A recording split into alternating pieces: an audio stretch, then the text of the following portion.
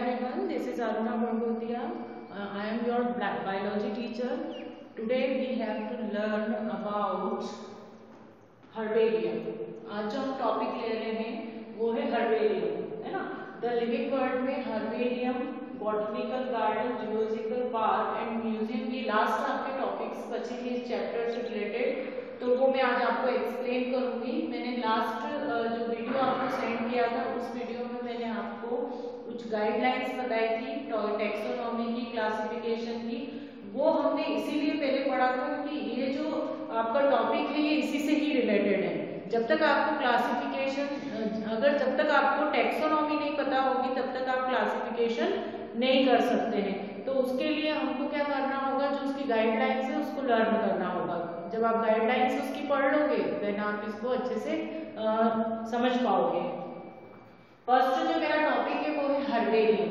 अब हर्बेरियम क्या होता है मैं आपको हर्बेरियम बताती हूँ कि जितने भी अब हर्ब का मतलब क्या होता है, प्लांट्स या जितने भी ग्रीन थिंग्स होती है या ग्रीन थिंग्स की बात नहीं कर रहे हैं, ओनली हम प्लांट्स की ही बात करेंगे. तो जितने भी प्लांट्स होते हैं वो आते हैं हर्ब्स में, है ना. और हर्बेरियम इट मीन्स जहां पर हम ग्रीन प्लांट्स को स्टोर्ड करके रख सकते हैं, है ना. तो इट मीन्स होता है हर्बेरियम.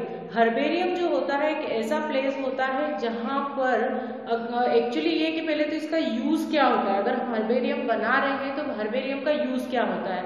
हर्बेरियम का एक्चुअली यूज ये होता है कि जितने भी प्लांट स्पीशीज होती है वो प्लांट स्पीशीज की स्टडी के लिए उनको जहां पर स्टोर्ड किया जाता है उसको हम हर्बेरियम कहते हैं. इसका मीनिंग ये है कि जैसे मान लीजिए मैंने कोई हर्बेरियम बनाया है, मतलब मैंने किसी प्लांट स्पीशीज को स्टोर्ड करके रखा है. अब वो स्टोर्ड रहेगी कहाँ पर, हर्बेरियम में स्टोर्ड रहेगी. मेरे बाद के जो स्टूडेंट्स हैं अगर उनको उस प्लांट से रिलेटेड कुछ इंफॉर्मेशन चाहिए तो वो इंफॉर्मेशन वो कहाँ से लेंगे. इसके लिए उन्हें बाहर नहीं ढूंढना पड़ेगा. वो क्या करेंगे, एक पर्टिकुलर स्पेस होता है जिसको हम हर्बेरियम बोलते हैं, वो वहां पर जाएंगे और उसका एक पर्टिकुलर नंबर होता है, उस नंबर पर देखेंगे उसका जो नाम होता है उससे रिलेटेड वो फाइल ओपन करेंगे और उस फाइल में जो मैंने प्लांट स्टोर करके रखा था वो उनके लिए अवेलेबल हो जाएगा. तो ये बहुत ही ईजी हो जाता है आगे आने वाले स्टूडेंट्स के लिए या आगे आने वाले जो जनरेशन होती है उसके लिए. हर्बेरियम मोस्ट इम्पॉर्टेंट होता है क्योंकि क्या होता है, जैसे मान लीजिए अभी कोई प्लांट स्पीशीज है और हो सकता है वो प्लांट स्पीशीज आगे जाकर डेड हो जाए या फिर एंडेंजर्ड हो जाए या मिले ही ना. तो इसके लिए क्या होता है कि हमको हर्बेरियम बनाना होता है. हर्बेरियम में जनरली ऐसे प्लांट्स भी होते हैं जो ऑलरेडी यहाँ से खत्म हो गए हैं, हमारी अर्थ पे से जो खत्म हो चुके हैं, जो कि अब नहीं मिलते हैं, जो एंशिएंट है. और कुछ ऐसे हैं जो हो सकते हैं, है ना. तो थ्रेटेड स्पीशीज भी होती है उसमें, एंडेंजर्ड स्पीशीज भी होती है और ऑलरेडी जो रेड डाटा बुक में भी स्टोर्ड होती है, आपको पता ही होगा. ग्रीन डाटा बुक में तो जनरली प्लांट्स को ही स्टोर करके रखते हैं, उससे रिलेटेड इंफॉर्मेशन होती है. तो हर्बेरियम भी इसका मोस्ट इम्पॉर्टेंट पार्ट होता है. हर्बेरियम में ऐसे ही प्लांट्स को जैसे मान लीजिए मैं हूँ, मुझे हर्बेरियम बनाना है. अगर मैं बॉटनिकल रिसर्चर हूँ तो मुझे किसी प्रकार का कोई प्लांट का हर्बेरियम बनाना है तो मुझे क्या करना पड़ेगा, इसके लिए डिफरेंट काइंड ऑफ मेथड्स लगती है. या आपको भी अगर ये हर्बेरियम बनाना है तो इसके लिए आपको कुछ मेथड्स यूज करनी होगी. हर्बेरियम जो होता है इसलिए इम्पोर्टेंट होता है कि हमारे आगे आने वाली जो जनरेशन होती है वो जनरेशन उन प्लांट्स को देख सकती है ना. तो ये एक पर्टिकुलर प्लेस होता है, जैसे आपका स्कूल है वैसे ही एक प्लेस होता है जिसको हर्बेरियम बोलते हैं और वहां पर केवल ग्रीन प्लांट्स को ही स्टोर्ड करते हैं. अब स्टोर्ड करते हैं तो स्टोर्ड कैसे करते हैं, जैसे मान लीजिए वो लिविंग थिंग के फॉर्म में नहीं होता है उस समय, वो कैसा होता है, डेड प्लांट होता है. डेड प्लांट का मतलब ये होता है कि या तो उसकी स्टेम का यूज करते हैं और ऐसी स्टेम का यूज करते हैं जिसमें कि उसके लीव्स दिख सके, उसकी स्टेम हो प्रॉपर, उसका फ्लावर हो और अगर वो फ्रूट वाला है तो फ्रूट का उसका नेम लिखा जाता है. ठीक है. तो यहाँ पर अगर हम देखें तो हर्बेरियम जो होता है, हर्बेरियम में ऐसे ही प्लांट्स को स्टोर्ड किया जाता है पर इसके लिए कुछ प्रोसीजर लगती है. वो प्रोसीजर मैं आपको बताती हूँ. मोस्ट इंपॉर्टेंट क्वेश्चंस होते हैं, कभी कभी 2 मार्क्स में शॉर्ट नोट के फॉर्म में इनको पूछते हैं.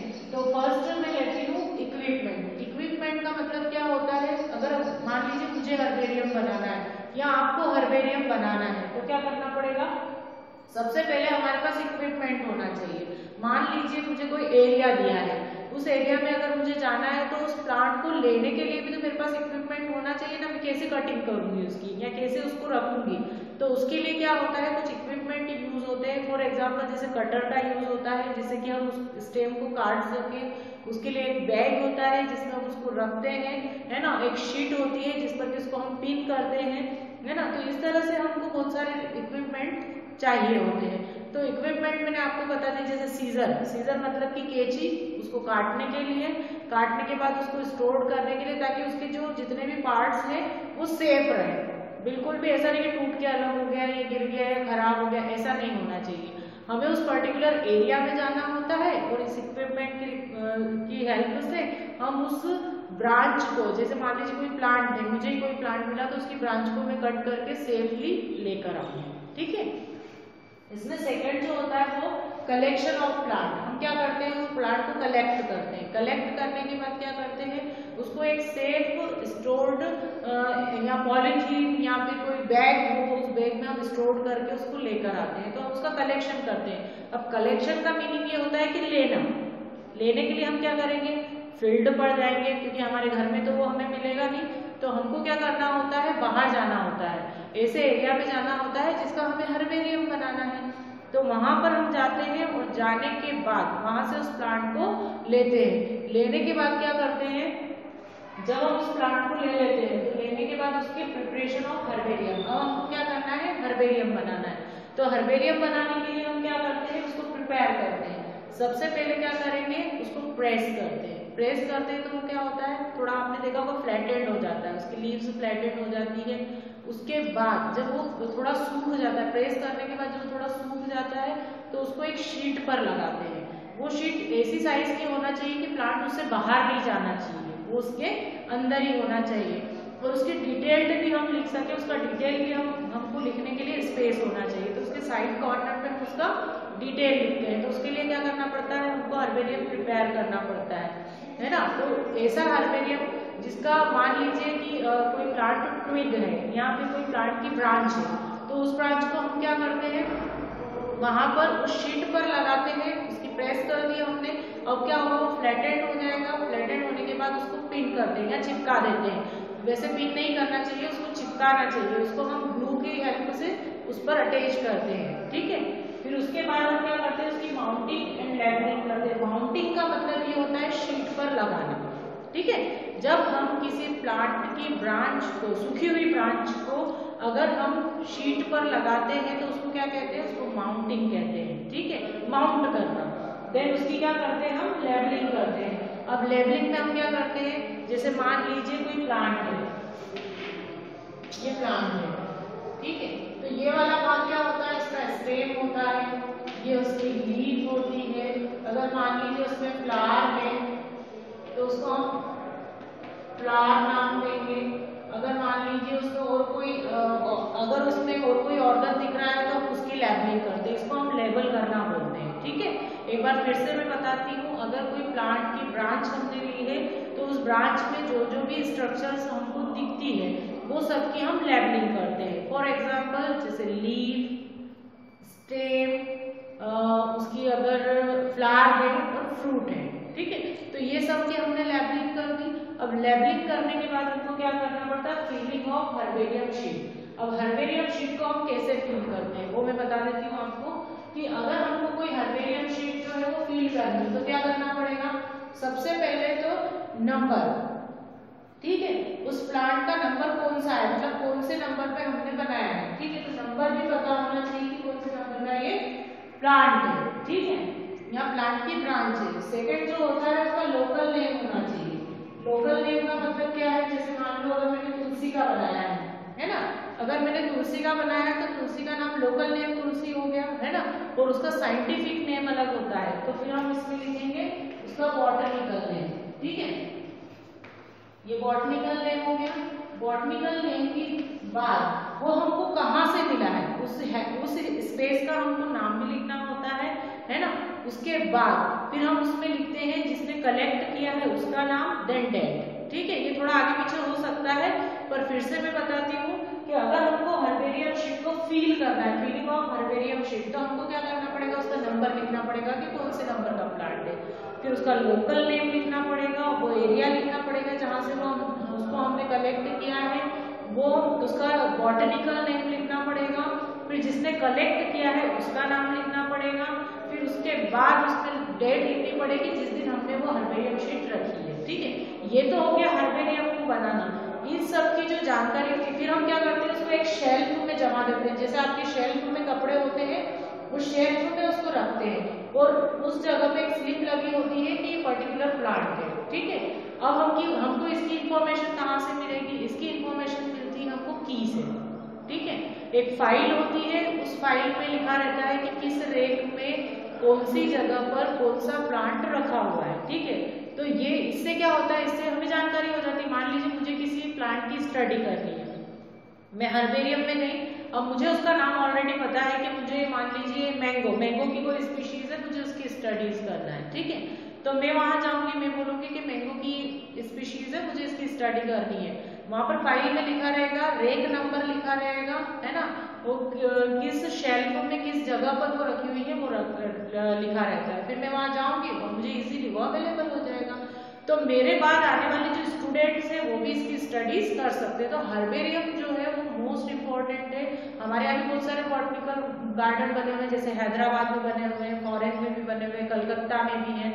तो ये जो बॉटनिकल गार्डन होते हैं, सॉरी ये जो हर्बेरियम होते हैं, ये हर्बेरियम मोस्ट इम्पोर्टेंट होते हैं। जैसे हर्बेरियम हैदराबाद में बना है। ठीक है, तो इनका क्या यूज होता है, एक तो स्टूडेंट्स की स्टडी के लिए हेल्पफुल है, दूसरा जो एंशिएंट टाइम पीरियड में जो प्लांट्स होते थे उनको हम एक तरह से उनके कैरेक्टर्स को हम जान सकते हैं, उनको आइडेंटिफाई कर सकते हैं, है ना। तो इसलिए हर्बेरियम मोस्ट इम्पोर्टेंट होता है। ठीक है, यहाँ पर हर्बेरियम कंप्लीट हो गया है। नेक्स्ट जो है आपका बॉटनिकल गार्डन। अब हर्बेरियम और बॉटनिकल गार्डन जो होता है वो सेम होता है, पर इसमें क्या डिफरेंस होता है, यहाँ पर भी प्लांट्स को रखते हैं, यहाँ पर भी प्लांट्स को रखते हैं, पर यहाँ पर जो प्लांट्स होते हैं उनको डेड फॉर्म में रखते हैं और यहाँ पर जो प्लांट्स होते हैं उनको अलाइव फॉर्म में रखते हैं। ठीक है, अब बॉटनिकल गार्डन क्या होता है, अगर देखो तो आप रतलाम में बना हुआ बहुत अच्छा बॉटनिकल गार्डन, वहां पर कैक्टस की बहुत सारी स्पीशीज है, तो उन स्पीशीज को वहां पर रखते हैं। अब बॉटनिकल गार्डन क्या होते हैं, जैसे मान लीजिए बहुत बड़ा गार्डन है, उस गार्डन में बहुत सारे प्लांट्स लगे हुए हैं, ऐसे प्लांट्स लगे हुए हैं जिनके आप नाम भी नहीं जानते हैं। फिर क्या करते हैं, हम अपने एंटरटेनमेंट के लिए उनको देखने जा सकते हैं, अपने नॉलेज के लिए उनको देखने जा सकते हैं, है ना। अब जब आप वहां जाओगे तो अगर कोई गाइड है वहां पर लिखा रहता है पर्टिकुलर जो पेड़ होता है या प्लांट है तो उसकी जगह पर वहां पर लिखा रहता है, उससे रिलेटेड इंफॉर्मेशन भी लिखी रहती है ताकि आपको नॉलेज मिले। या फिर कोई गाइड होता है, वो गाइड आपको बताता है कि बॉटनिकल गार्डन में कौन कौन से प्लांट्स लगे हुए हैं, कौन कौन सी स्पीशीज है, जिससे कि आप उससे रिलेटेड नॉलेज ले सकते हैं, है ना। तो बॉटनिकल गार्डन्स भी बहुत इंपॉर्टेंट होते हैं, हम भी जाते हैं देखने के लिए। आप लोग भी छुट्टियों में कभी अगर जाते होंगे अपने पिकनिक वगैरह पे, तो इस तरह से आपको जाना चाहिए ताकि आपको बॉटनिकल गार्डन से रिलेटेड नॉलेज हो सके। आप प्लांट्स के बारे में नॉलेज ले सकते हैं, क्योंकि आप साइंस के स्टूडेंट हैं, तो जब आगे आप आपका ग्रेजुएशन कंप्लीट करेंगे या ग्रेजुएशन में एंट्री करेंगे तो उस समय आपको सब्जेक्ट्स लेना होंगे, तो उस सब्जेक्ट में आपको एक बॉटनी और जूलॉजी होगा, ये कंबाइंड सब्जेक्ट होंगे। बट आगे जब आपका पीजी होगा या पोस्ट ग्रेजुएशन होगा तब इसमें से आपको एक सब्जेक्ट लेना होगा। ठीक है, अगर आप बॉटनी लेते हैं तो आपको बॉटनी प्लांट रिलेटेड स्टडी करनी होती है, अगर आप जूलॉजी लेते हैं देन आपको एनिमल रिलेटेड स्टडीज करनी होती है।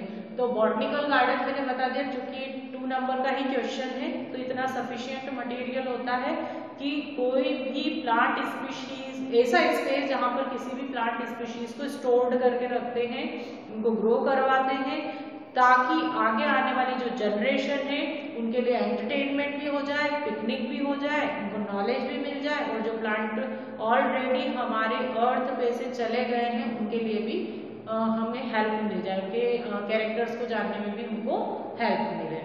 ओके, देन आपका है जूलॉजिकल पार्क। अब जूलॉजिकल पार्क क्या होता है, मैंने पहले ही बताया आपको कि अगर बॉटनी है तो उसमें ग्रीन प्लांट्स की स्टडीज करते हैं, बट अगर जूलॉजी है तो उसमें हम स्टडी करते हैं एनिमल्स की। तो आपने देखा होगा जनरली हमारे यहाँ बहुत सारे पार्क्स बने हुए हैं, नेशनल पार्क्स बने हुए हैं, है ना, सेंचुरीज बनी हुई हैं, बहुत सारी सेंचुरीज, जैसे काजीरंगा नेशनल पार्क है ना, और भी आपको जिम कॉर्बेट नेशनल पार्क है ना, गिर नेशनल पार्क है गुजरात में, अपने यहाँ कान्हा नेशनल पार्क है एमपी में। तो इस तरह से बहुत सारे नेशनल पार्क बने हुए हैं। ये नेशनल पार्क्स जो होते हैं इनको जूलॉजिकल पार्क्स कहते हैं, बिकॉज यहाँ पर क्या करते हैं कि जितने भी एनिमल स्पीशीज होती है उसको अपना सेल्फ इन्वायरमेंट प्रोवाइड करते हैं। बहुत सारे होते हैं वहाँ पर, आपने इंदौर में भी देखा होगा, इंदौर में भी बना हुआ है, इंदौर में भी एक पार्क बना हुआ है ना। तो वहाँ पर क्या है, शेर भी है ना, टाइगर है, लॉयन है, डियर है ना, हॉर्नबिल है, बहुत सारी स्पीशीज है वहाँ पर। तो वो स्पीशीज क्यों रखते हैं, एक तो पहला रीजन इसका ये होता है जूलॉजिकल पार्क का कि बहुत सारे लोगों का एंटरटेनमेंट हो जाता है, तो उन एनिमल्स से रिलेटेड उनको फूड मिल जाता है ना। क्यों, क्योंकि वो एनिमल्स जो होते हैं, मान लीजिए उनका शेल्टर खत्म हो गया है, वो किसी रीजन या किसी जगह पर अगर रहते थे तो वो जगह उनकी खत्म हो रही है धीमे धीमे, क्योंकि अब पॉपुलेशन बढ़ रही है, तो उनको क्या करते हैं, ऐसी जगह पर रखते हैं ताकि उनको अपना नेचुरल हैबिट मिल जाए। जगह भी ऐसी बनाते हैं, नेचर भी ऐसा बनाते हैं कि जिससे कि वो अपनी जगह पर रह सके, है ना, उनको ऐसा लगे कि ये हमारा ही हैबिट है, तो उनको बहुत अच्छा लगता है। उनको फूड प्रोवाइड करते हैं, बहुत सारी ऑर्गेनाइजेशन बनी हुई है जो उनको फूड प्रोवाइड करती है, उनको शेल्टर प्रोवाइड करती है, उनको दवाइयाँ प्रोवाइड करती है ना। तो उनकी एक तरह से पूरे केयर टेकर का काम बहुत सारी ऑर्गेनाइजेशन करती है। तो जूलॉजिकल पार्क्स जो होते हैं वहाँ पर एनिमल स्पीशीज को रखा जाता है, एनिमल वाइल्ड स्पीशीज को रखा जाता है, डोमेस्टिक उसमें बहुत कम होते हैं, डोमेस्टिक एक्चुअली होते ही नहीं है, वहां पर वाइल्ड स्पीशीज को ही रखते हैं, और ऐसी स्पीशीज को रखते हैं जो कि जिनका शेल्टर खत्म हो गया है और उनको बहुत अच्छा नेचुरल अपना हैबिट प्रोवाइड करते हैं, उनको फूड प्रोवाइड करते हैं ताकि हम जब जाएं तो हमारा एंटरटेनमेंट भी हो जाए, हमें नॉलेज भी मिल जाए। ये बनाना इसलिए जरूरी होता है, मान लीजिए आप कोई फर्स्ट या सेकेंड क्लास के बच्चे को ले गए, तो आप क्या करोगे, उनको बताओगे कि ये टाइगर है लॉयन है ना, ये हाइना है, ये हॉर्नबिल है ना, ये पिकॉक है। तो ये वहाँ पर कभी कभी बर्ड की स्पीशीज होती है, बहुत सारी कुछ एनिमल स्पीशीज होती हैं, तो उससे हमें क्या होता है, नॉलेज मिल जाता है, बच्चों को भी नॉलेज मिल जाता है ना।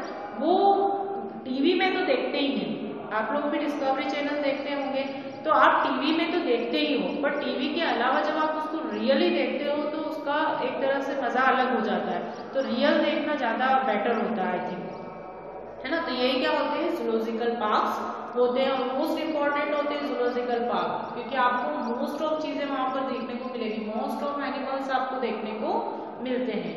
देन नेक्स्ट जो आता है वो है म्यूजियम।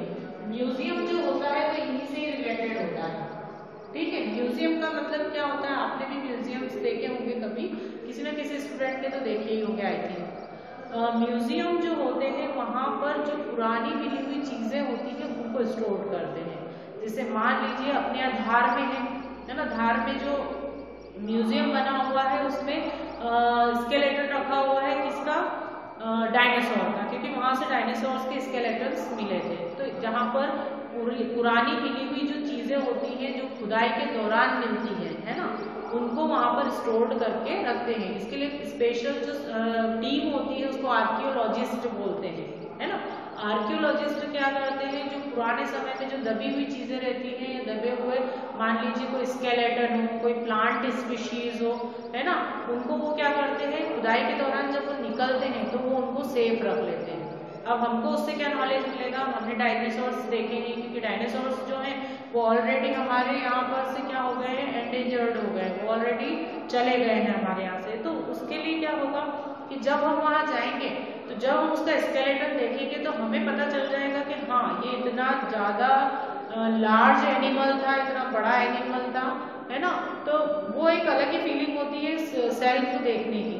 तो वो हम कैसे देख पा रहे हैं, अगर हम म्यूजियम नहीं होते, एक पर्टिकुलर स्पेस नहीं होता तो हम देख नहीं पाते। तो इसीलिए जो म्यूजियम्स होते हैं वो इम्पोर्टेंट होते हैं, ठीक है। तो मैंने आपको इस चैप्टर से रिलेटेड मोस्ट ऑफ चीजें पढ़ा दी है, ये चैप्टर आपका एंड हो गया है। मैं आपको नेक्स्ट वीडियो में इसके नोट्स सेंड करूंगी, और नोट्स जो है वो आपको प्रॉपर प्रिपेयर करना है, ओके। ये कंप्लीट हो गया है आपका, हर्बेरियम हो गया है, बॉटनिकल गार्डन हो गए हैं, जूलॉजिकल पार्क